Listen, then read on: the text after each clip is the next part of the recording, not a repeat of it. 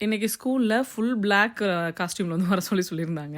So, அதனால எங்கடா நம்மள்ட்ட பிளாக்கே இல்லையே அப்படின்னு தேடுற அளவுக்கு இருந்துச்சு நிலைமை.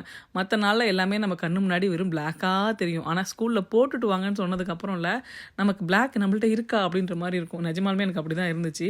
அப்புறம் தேடி கண்டுபிடிச்சு ஒரு வழியா போட்டுட்டு போயிட்டு சூப்பரா செலிப்ரேஷன்லாம் முடிச்சுட்டு வீட்டுக்கு வந்தாச்சுங்க. இன்னைக்கு மாவு அரைக்கிற வேலை இருக்கு.